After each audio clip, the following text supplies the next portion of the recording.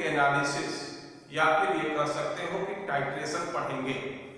इसके पहले वाले वीडियो में हम लोगों ने determination of strength of solution, विलयन की शक्ति ज्ञात करने के तरीके पढ़े थे कि किस तरह से विलयन की शक्ति ज्ञात करते हैं, या फिर ये भी पढ़े थे कि दो या दो से अधिक विलयन को अगर आपस में मिला देते हैं तो इससे जो रिजल्टेंट विलयन बनते हैं इसकी शक्ति किस तरह से हम लोग ज्ञात करेंगे। आज हम लोग पढ़ेंगे वॉल्यूमेट्रिक एनालिसिस, या इसमें हम लोग टर्म यूज कर रहे हैं, ये पढ़ेंगे टाइट्रेशन। टाइट्रेशन सामान्यतः दो प्रकार के होते हैं, एक को नाम देते हो वॉल्यूमेट्रिक एनालिसिस, दूसरे को कहते हैं ग्रेविमेट्रिक एनालिसिस। वॉल्यूमेट्रिक एनालिसिस में हम लोग आयतन को कंसीडर करते हैं, ग्रेविमेट्रिक एनालिसिस में हम लोग प्रेसिपिटेट के मास को कंसीडर करते हैं। तो हम लोग आज टाइट्रेशन पढ़ेंगे, और वो भी टाइट्रेशन में सिर्फ एक पार्ट एसिड बेस टाइट्रेशन या फिर न्यूट्रलाइजेशन टाइट्रेशन पढ़ेंगे। तो सबसे पहले ये देखते हैं कि टाइट्रेशन कहते किसको है।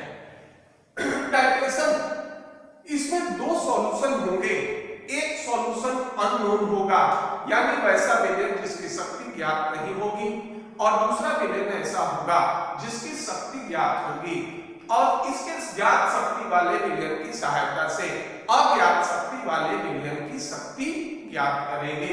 इसको नाम देते हैं क्या? Titration.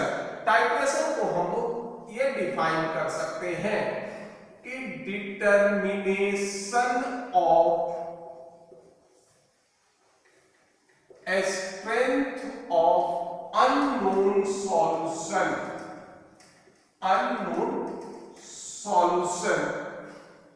with the help of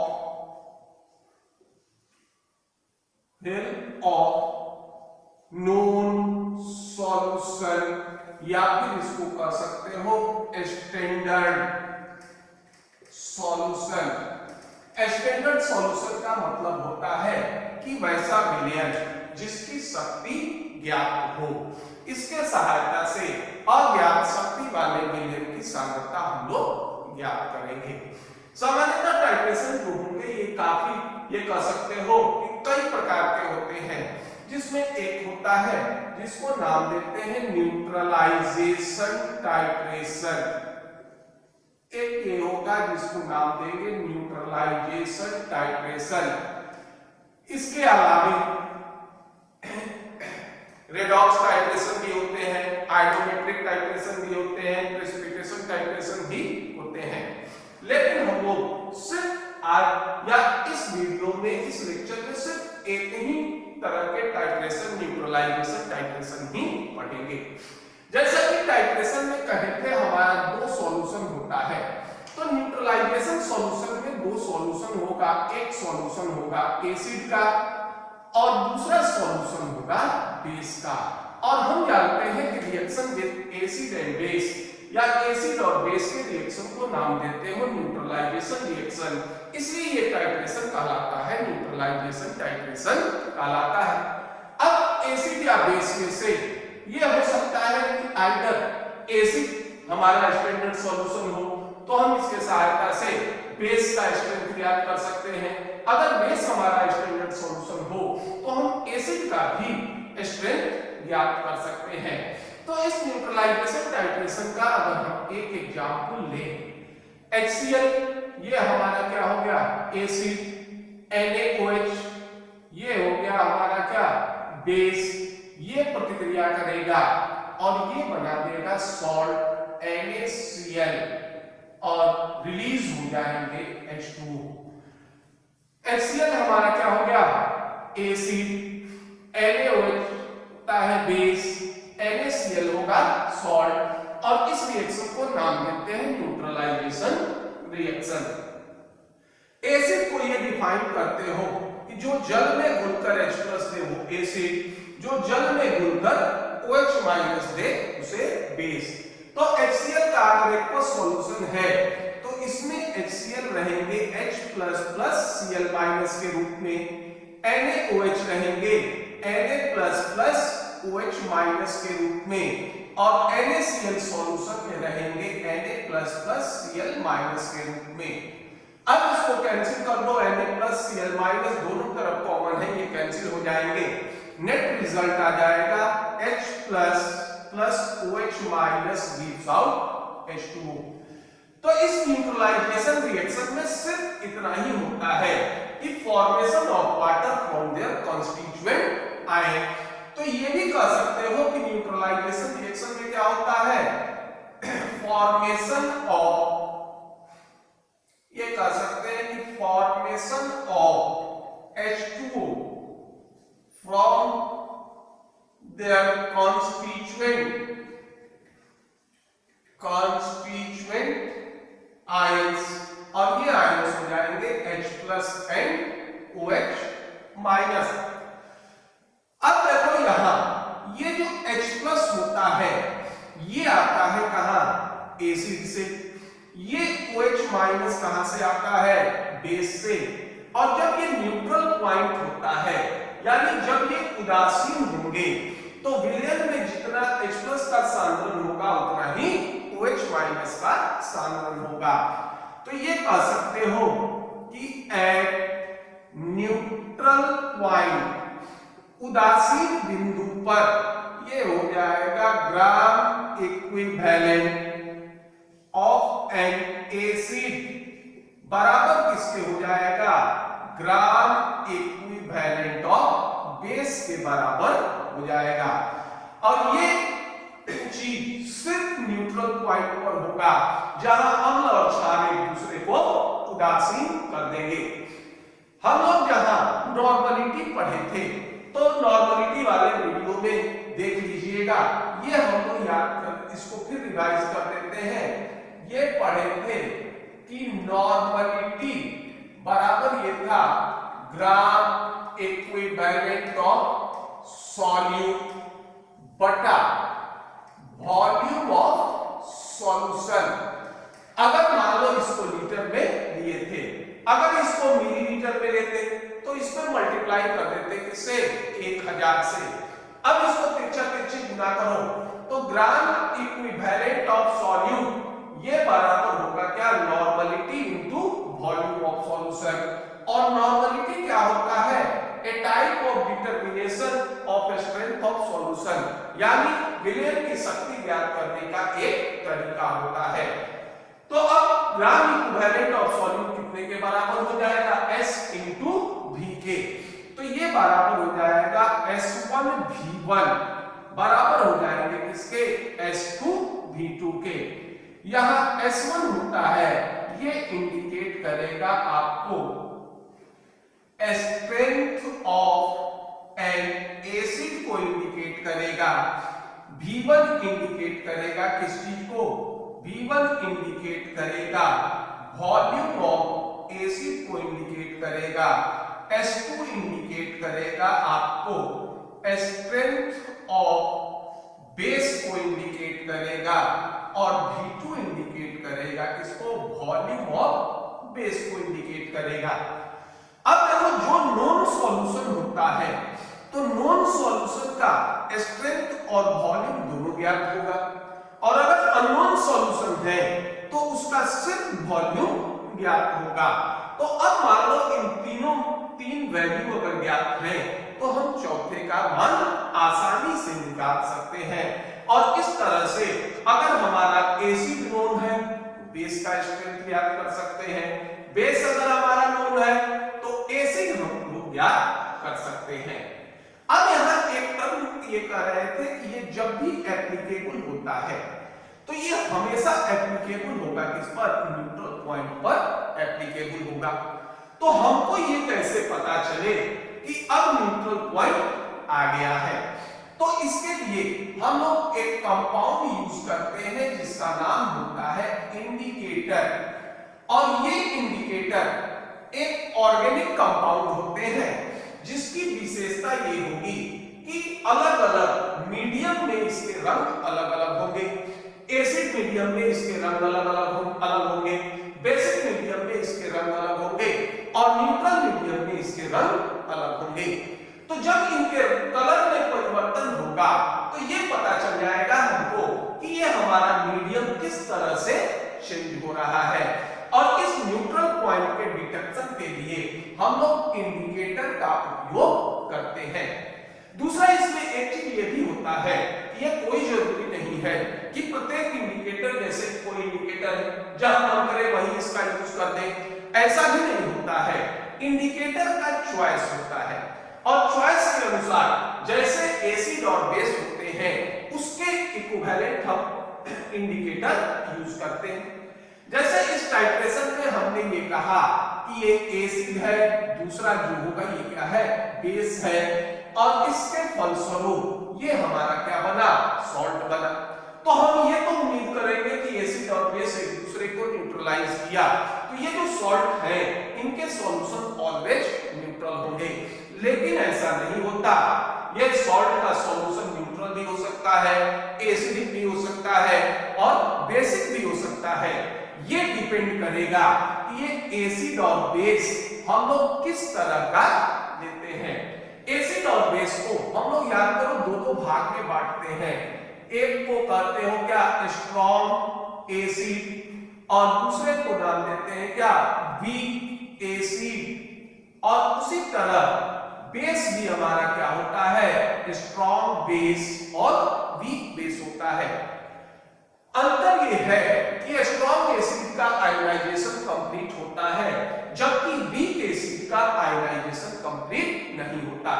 और टाइट्रेशन के लिए ये कोई जरूरी नहीं है कि एसिड और बेस दोनों हमेशा स्ट्रॉन्ग हो। अगर मान लो एसिड और बेस दोनों स्ट्रॉन्ग है तो स्ट्रॉन्ग होने के कारण एसिड कंप्लीट आयोनाइज होगा, बेस भी हमारा कंप्लीट आयोनाइज होगा, तो सॉल्यूशन में जितना हाइड्रोजन आयन होगा उतना ही हाइड्रोक्सिल आयन होगा। नतीजा ये होता है कि जो सॉल्ट बनते हैं इसके सॉल्यूशन क्या हो जाएंगे, ये न्यूट्रल हो जाएंगे। अगर मान लो एसिड हमारा वीक है तो जब एसिड वीक है तो सॉल्यूशन में हाइड्रोजन आयन का कंसंट्रेशन कम होगा क्योंकि वीक एसिड का आयोनाइजेशन कंप्लीट नहीं होता। बेस हमारा स्ट्रॉन्ग है तो OH माइनस का कंसंट्रेशन क्या होगा, अधिक होगा। तो सॉल्यूशन में जितने एक्सप्रेस थे सारे के सारे OH माइनस से न्यूट्रलाइज कर जाएंगे और सॉल्यूशन में OH माइनस एक्सेस रह जाएगा और इस तरह के जो सॉल्ट होते हैं इसका सॉल्यूशन बेसिक हो जाएगा। ठीक उसी तरह से अगर वीक बेस होता है, एसिड हमारा स्ट्रॉन्ग होगा तो सॉल्ट जो बनेंगे उसका सॉल्यूशन क्या होगा, एसिडिक नेचर का होता है। तो अलग अलग एसिड बेस के साथ सॉल्यूशन या सॉल्ट के सॉल्यूशन का नेचर अलग अलग होता है, तो इसके अनुसार हम लोग इंडिकेटर भी अलग अलग लेते हैं। पहले इसको नोट कर लीजिए। इंडिकेटर में हम लोग सामान्यतः दो इंडिकेटर यूज करते हैं। एक का नाम होता है मिथाइलोरेन और दूसरे का नाम होता है क्या, फिनोल्फथलीन। इंडिकेटर हमारा ये कहते हैं कि ये ऑर्गेनिक कंपाउंड्स होते हैं और इनका अलग अलग मीडियम में कलर अलग अलग होगा। अगर मान लो तीन मीडियम ले लेते हैं, ये सपोज कीजिए ये हो गया एसिड, ये हो गया बेस और ये हो गया हमारा क्या, न्यूट्रल मीडियम। तो मिथाइल ऑरेंज एसिडिक मीडियम में इसका कलर होता है क्या, रेड। बेसिक मीडियम में इसका कलर होता है येलो और न्यूट्रल मीडियम में इसका कलर होता है क्या, ऑरेंज। और फेनोल्फथलीन इसका एसिड मीडियम में क्या होगा, कलरलेस। बेसिक मीडियम में होता है रेड, पिंक और न्यूट्रल मीडियम में भी ये होता है क्या, कलरलेस होता है। अब मान लीजिए हम मिथाइलोरेन का यूज कर रहे हैं, मीडियम हमारा क्या है, एसिडिक है, तो कलर हमारा क्या होगा, रेड रहेगा। जैसे ही न्यूट्रल होगा कलर क्या होगा, रेड से फिर जाएगा कहां, ऑरेंज में, और पुनः जब बेसिक होगा तो ऑरेंज से चेंज हो जाएगा किसमें, येलो में। और इस तरह से हम आसानी से न्यूट्रल पॉइंट का डिटेक्शन इंडिकेटर के सहायता से कर लेंगे। अब यह है कि कब हम किस तरह का इंडिकेटर यूज करते हैं। अगर मान लो टाइट्रेशन हम करा रहे हैं क्या, strong acid plus strong base, आप कोई इंडिकेटर यूज कर सकते हैं, एनी इंडिकेटर, कोई इंडिकेटर यूज कर सकते हैं। स्पेशली यूज करते हैं क्या, आप यूज करिएगा मिथाइल ऑरेंज, लेकिन आप फेनोल्फथलीन का भी यहां यूज कर सकते हैं। दूसरा ये होता है कि अगर मान लो strong acid plus weak base, इसके साथ अगर हम टाइट्रेशन करते हैं तो ये होगा क्या, मिथाइल ऑरेंज का यूज होता है। और अगर मान लीजिए week acid plus strong base, तो इसके साथ जो इंडिकेटर यूज होंगे ये क्या होते हैं, फेनोल्फथलीन का यूज करते हैं। और अगर मान लो दोनों वीक हो, weak acid plus weak base, no titration, या ये कहो कि नो इंडिकेटर, क्योंकि टाइट्रेशन क्या होगा, इस स्थिति में टाइट्रेशन नहीं होंगे। तो सीधा ये कह सकते हैं कि जब न्यूट्रल मीडियम हो, क्योंकि स्ट्रॉन्ग एसिड और स्ट्रॉन्ग बेस के साथ जब सॉल्ट बनेंगे इसका सॉल्यूशन क्या होगा, न्यूट्रल, तो उस स्थिति में आप कोई इंडिकेटर यूज कर सकते हैं। अगर मान लो स्ट्रॉन्ग एसिड होता है तो सॉल्ट का सॉल्यूशन हमारा एसिडिक होता है, तो एसिडिक मीडियम में हम क्या यूज करते हैं, ये कह सकते हो एसिडिक मीडियम में यूज होते हैं मिथाइल ऑरेंज, और बेसिक मीडियम में यूज होते हैं स्पेशली फेनोल्फथलीन। और न्यूट्रल मीडियम में आप फ्री है, दोनों में से किसी का यूज कर सकते हैं। तो इस तरह से हम लोग एसिड बेस को न्यूट्रलाइज करते हैं। अब ये जो वॉल्यूमेट्रिक एनालिसिस में ये न्यूट्रलाइजेशन टाइट्रेशन थे, इसमें आप सिर्फ एक चीज होता है कि न्यूट्रल पॉइंट पर ग्राम इक्विवेलेंट ऑफ एसिड ये बराबर होगा किसके, ग्राम इक्विवेलेंट ऑफ बेस के, और ग्राम इक्विवेलेंट होता है स्ट्रेंथ इनटू वॉल्यूम। अब इसी पर कुछ न्यूमेरिकल देखते हैं। जैसे मान लीजिए क्वेश्चन, फर्स्ट क्वेश्चन ये है कि what is the strength, what is the strength, what is the strength in gram per liter of a solution of H2SO4, 12 milliliter of which neutralized by 15 milliliter of N/10 NaOH। यह कहता है कि कोई H2SO4 का solution है जिसके 12 millilitre को complete neutralise करने के लिए 15 मिलीलीटर N/10 NaOH की आवश्यकता हुई। तो H2SO4 इसकी शक्ति ग्राम पर लीटर में ज्ञात कीजिए। अभी हमने ये कहा था कि जब न्यूट्रल पॉइंट होगा तो ये हो जाएगा gram equivalent of an acid बराबर किसके हो जाएगा, ग्राम इक्विवेलेंट ऑफ बेस के बराबर होगा। अब देखिए ये मान लेते हैं यहाँ HCl का हमारा ये H2SO4 का कंसंट्रेशन नहीं दिया है, तो ये हो गया 12 इनटू वॉल्यूम। मान लीजिए ये हो गया आपका XN, बेस है क्या आपका NaOH, वॉल्यूम होगा 15 इंटू 1/10N। ठीक, अब देखिए यहां हम मिलीलीटर में भी देख सकते हैं। अगर मिलीलीटर में यूज करोगे तो इंटू 10 टू द पावर क्या हो जाएगा, -3। यहां भी हो जाएगा क्या, 10 टू द पावर -3, यानी 1000 से भाग देंगे दोनों हमारा क्या हो जाएगा, कैंसिल हो जाएगा। तो दोनों या फिर इसको आप यूज ही कर लीजिए इंटू 10 टू द पावर -3, और यहां भी हो जाएगा क्या 10 टू द पावर -3, तो ये कैंसिल हो जाएगा। अब इसको हम यहां लिख भी सकते थे, नहीं भी लिख सकते थे। अब देखो x बराबर कितना होगा, ये कैंसिल कर दो, 3, ये हो जाएगा क्या 2, तो x बराबर हो जाएगा 3/24n, 3/24n, ये बराबर हो जाएगा कितना, x बराबर 0.125n, और ये हो गया क्या, स्ट्रेंथ हो जाएगा 0.125, इसका यूनिट क्या हो जाएगा, ग्राम इक्विवेलेंट पर लीटर। अगर ग्राम इक्विवेलेंट पर लीटर पूछे ये हो जाएगा। अब अगर कह रहा है क्या ग्राम प्रति लीटर, तो हम याद कीजिए ग्राम इक्विवेलेंट बराबर क्या हुआ था, ये था वेट बटा इक्विवेलेंट वेट।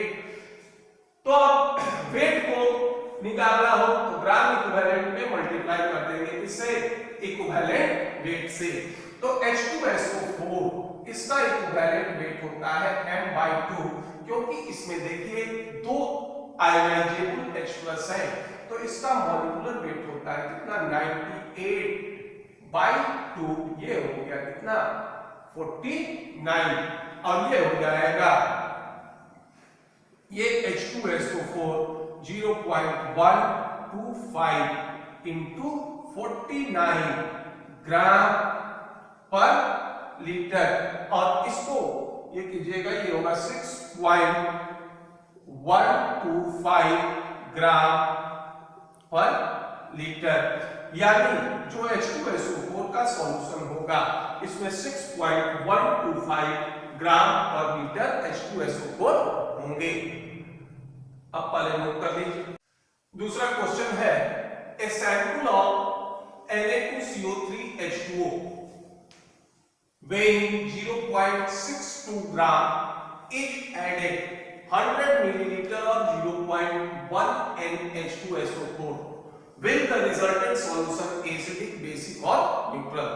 यह कहता है कि 100 मिलीलीटर 0.1 N H2SO4 के सॉल्यूशन में हम ये डाल देते हैं क्या, 0.62 ग्राम Na2CO3H2O। तो कहता है कि ये सॉल्यूशन एसिडिक होगा, बेसिक होगा या फिर न्यूट्रल होगा। तो देखिए इसमें ये करते हैं कि एक बार बेस का ग्राम इक्विवेलेंट निकालेंगे और दूसरे बार एसिड का ग्राम इक्विवेलेंट निकालेंगे। अगर एसिड और बेस दोनों का ग्राम इक्विवेलेंट समान होगा तो हमारा सॉल्यूशन न्यूट्रल होगा, या फिर जिसका ग्राम इक्विवेलेंट अधिक होगा, एसिड का ग्राम इक्विवेलेंट अधिक, नेचर हमारा क्या होगा, एसिडिक होगा। अगर बेस का ग्राम इक्विवेलेंट अधिक होगा तो नेचर हमारा क्या हो जाएगा, ये बेसिक हो जाएगा। तो सबसे पहले ये देखते हैं कि ये इक्विवेलेंट वेट ऑफ Na2CO3 ये बराबर हो जाएगा किसके, मॉलिक्यूलर वेट H2O भी है, Na2CO3H2O बटा, इसको आयनाइज करोगे तो ये देगा, इसका चार्ज कितना हो जाएगा 2। हम लोग देखे थे number of metal atom into valence into 2, ये हो गया 1 इंटू 2। अब ये हो जाएगा, इसका मॉलिक्यूलर वेट हो जाएगा Na2CO3 का होता है कितना 106 और 18, ये हो गया 124/2, ये हो जाएगा कितना 62।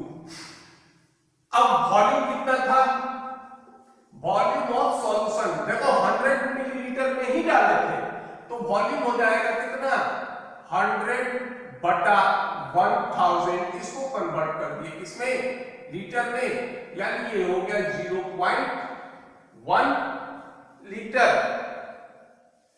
ये हो जाएगा 100.1 litre.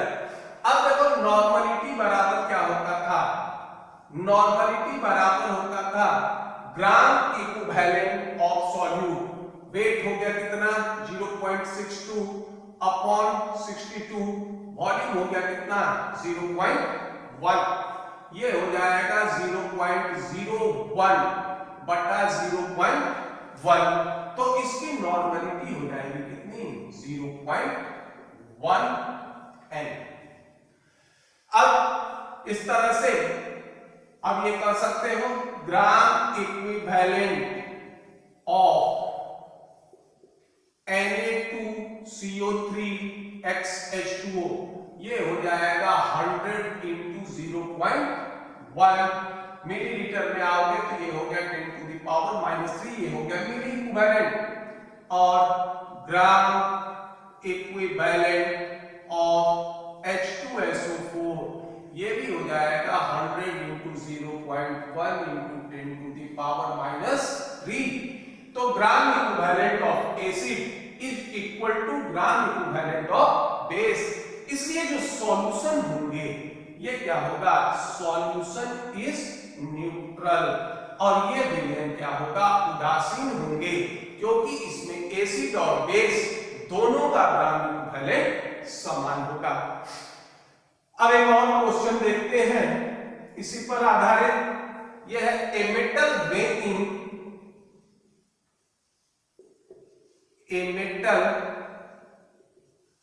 weighing 0.43 gram was dissolved in 50 milliliter of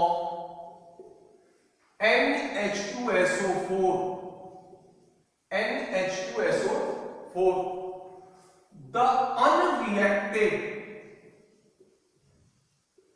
The unreacted H2SO4 requires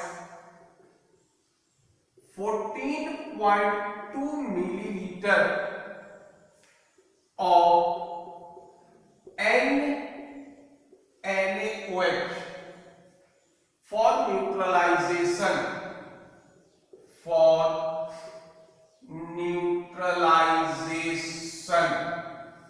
Find equivalent weight of metal.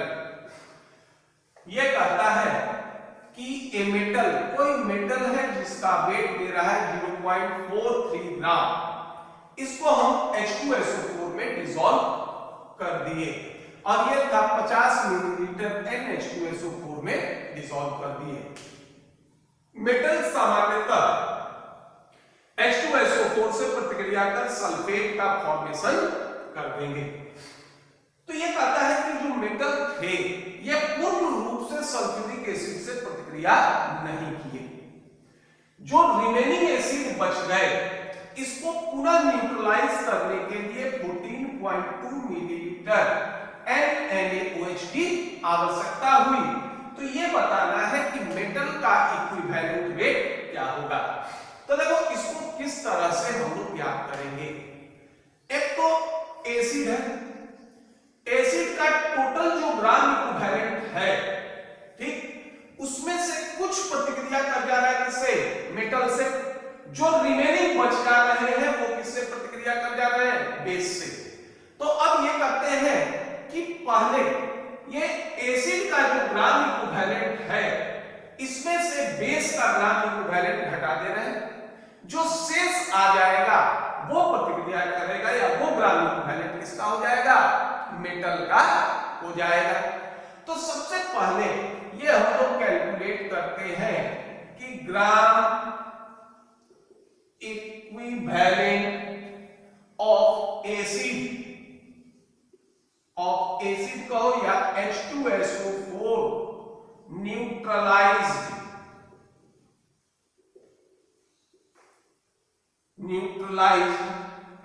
Bye NaOH। देखिए ये कितना है, 14.2 इंटू 1 इंटू 10⁻⁻3, इतना मिलीग्राम इक्विवेलेंट।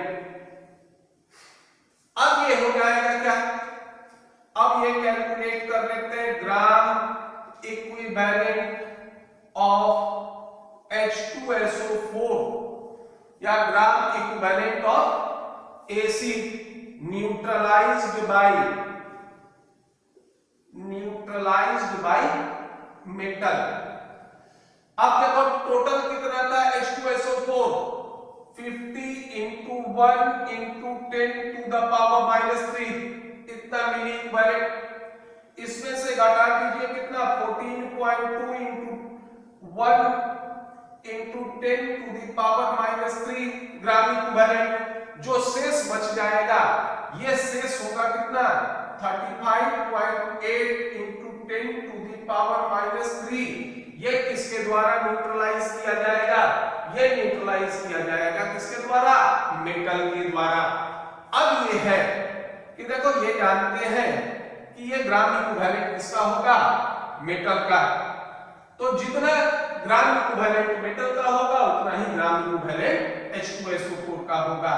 तो ये हो जाएगा ग्राम इक्विवेलेंट ऑफ मेटल बराबर हो जाएगा वेट बटा equivalent weight. Gram equivalent of metal कितना है 35.8 into 10 to the power -3। Weight of metal कितना हो जाएगा? वेट ऑफ मेटल हमारा कितना था? ये है आपका 0.43 और ये हो जाएगा इक्विवेलेंट वेट ऑफ मेटल। और इस तरह से ये हो जाएगा आपका इक्विवेलेंट वेट ऑफ मेटल बराबर हो जाएंगे 0.43 upon 35.8 into 10 to the power -3। ये हो जाएगा कितना 12.21। ये हो जाएंगे क्या इक्विवेलेंट वेट ऑफ मेटल।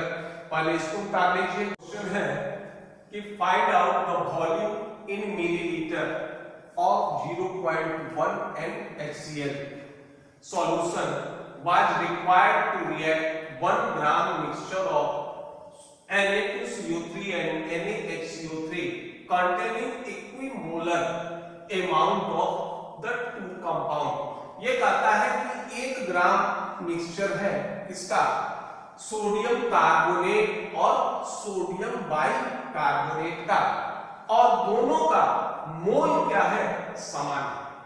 अब ये कहता है कि इसको न्यूट्रलाइज करने के लिए 0.1 NaCl के कितने आयतन की आवश्यकता होगी? फिर हम यही करेंगे ग्राम इक्विवेलेंट ऑफ एसिड बराबर क्या कर लेंगे? ग्राम इक्विवेलेंट ऑफ बेस। अंतर ये होगा कि यहाँ एसिड 1 है, बेस हमारा क्या है? 2 है।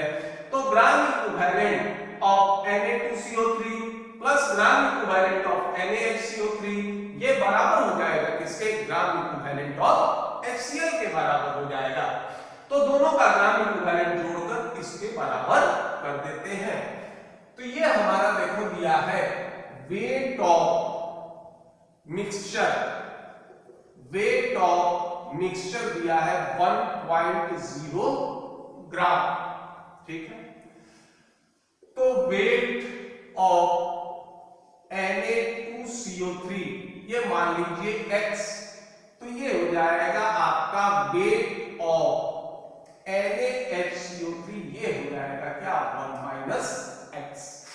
अब ये क्वेश्चन करता है कि दोनों का मोल समान है। तो देखो पहले तो ये निकाल लेते हैं Na2CO3 इसका मान लीजिए मॉलिक्यूलर वेट निकाल लो। तो सोडियम का हो गया 46, कार्बन हो गया 12, ऑक्सीजन हो गया 16 into 3 48। ये हो जाएगा आपका 106। और NaHCO3 तो इसमें एक जोड़ दो और 23 जो होगा ये घटा दो। तो ये हो जाएगा कितना? 84।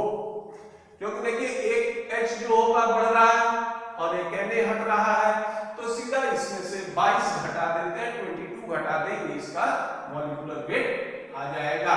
ये हो जाएगा ग्राम पर मोल, ये भी हो जाएगा ग्राम पर मोल। अब देखिए इसका वेट था क्या?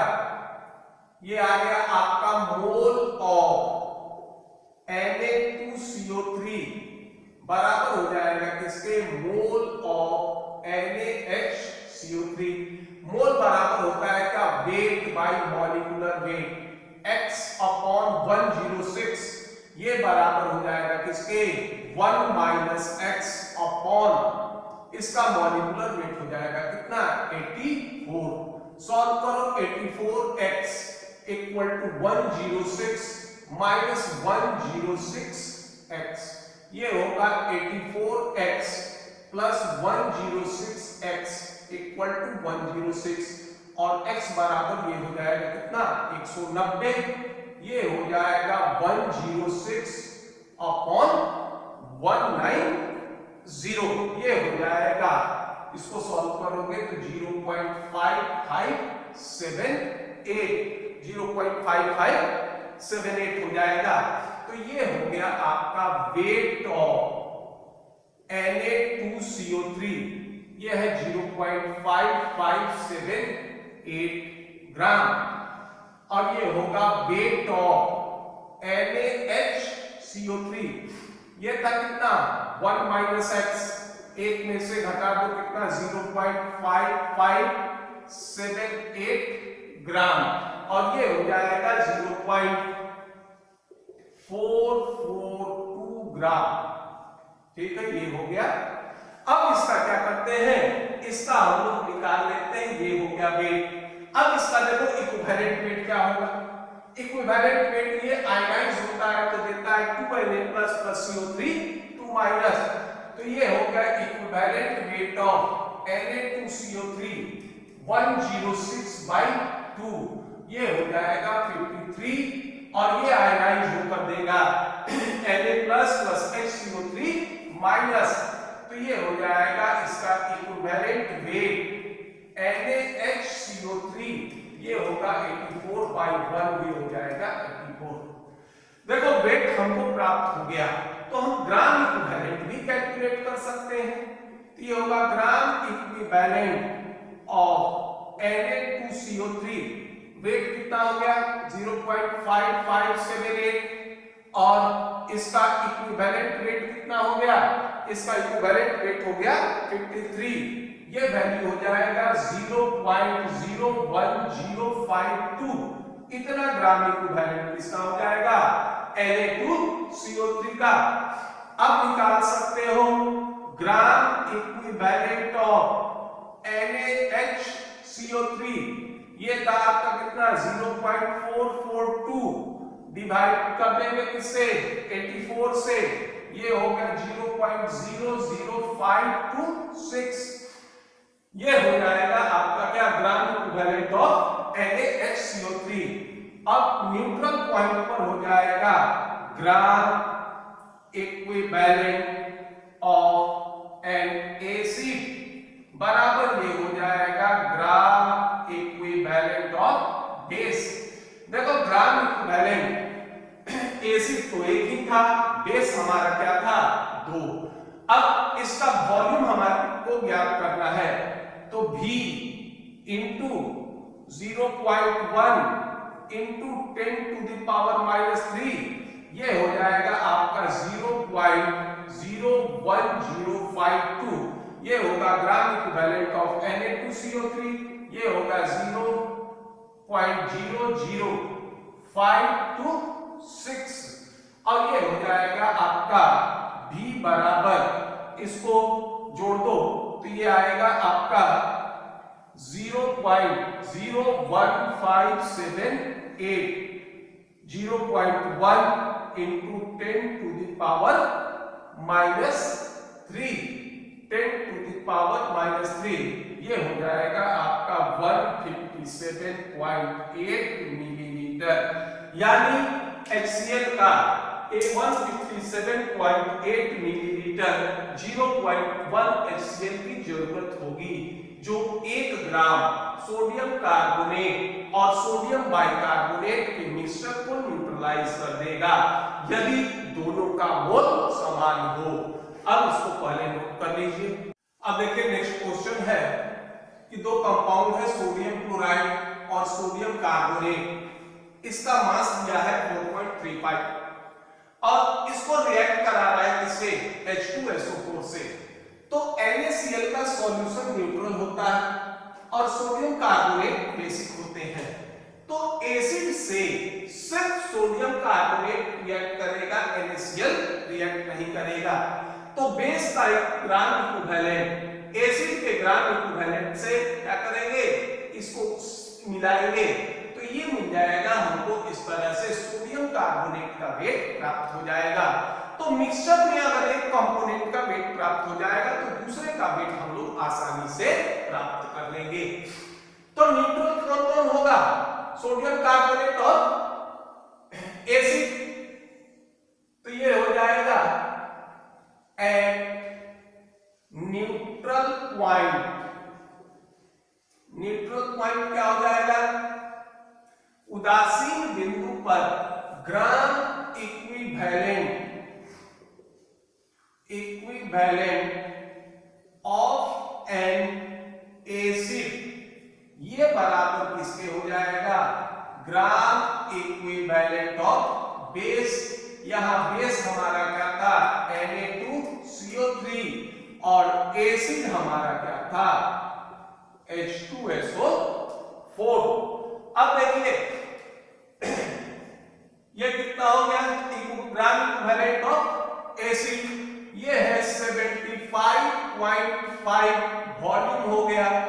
स्ट्रेंथ हो गया क्या? 1/10 मिली इक्विवेलेंट में ये कर दिए 1 × 10⁻³ अब देखो बेस का क्या है कि इसको भुलाए थे इसमें 100 मिलीलीटर में, इसका 20 मिलीलीटर हमने ले लिया, तो हो सकता है इसका कुछ न कुछ स्ट्रेंथ हो, तो 20 × x × 10⁻³ ये कैंसिल हो जाएगा और ये हो जाएगा x बराबर, इसको डिवाइड कर दोगे तो 7.55/20, ये हो जाएगा आपका 0.377 N। यानी जो सोडियम कार्बोनेट का सॉल्यूशन बना जिसको हमने 100 मिलीलीटर में डाला, उसमें सोडियम कार्बोनेट का कंसंट्रेशन क्या होगा? नॉर्मलिटी होगा 0.377। अब ये हमको क्या प्राप्त हो गया? ये प्राप्त हो गया इसकी नॉर्मलिटी। अब हम इससे आसानी से ज्ञात कर सकते हैं वेट। देखो सबसे एक सिंपल सूत्र हमने ये भी लिखा था, नॉर्मलिटी बराबर होता है क्या? वेट ऑफ सॉल्यूट बटा ये हो जाएगा इक्विवेलेंट वेट ऑफ सॉल्यूट। ये हो गया क्या? Weight by equivalent weight, gram equivalent into 1000 upon volume of solution. तो देखिए नॉर्मलिटी हमारा है 0.377, वेट ऑफ सॉल्यूट आपको क्या करना है? ज्ञात करना है, और Na2CO3 इसका इक्विवेलेंट वेट हो जाएगा कितना? इसका मॉलिक्यूलर वेट अभी देखे थे 106, चार्ज इस पर कितना था? 2, तो ये हो जाएगा आपका 53 × 1000 अपॉन वॉल्यूम ऑफ सॉल्यूशन हो गया कितना? 100। ये कैंसिल हो जाएगा और ये आ जाएगा वेट ऑफ सॉल्यूट, ये है 53 × 0.377/10। इसको अगर हम लोग सॉल्व करते हैं तो ये आता है आपका लगभग 1.99, तो इसको अप्रोचिंग हम लोग मान लेते हैं क्या? 2। ये आ जाएगा वेट ऑफ सॉल्यूट हो जाएगा क्या हमारा? 2 ग्राम, और ये सॉल्यूट क्या था हमारा? Na2CO3।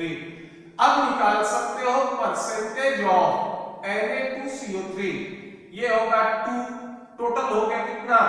4.35 × 100, ये हो जाएगा आपका 46%, और ये हो जाएगा परसेंटेज ऑफ NaCl।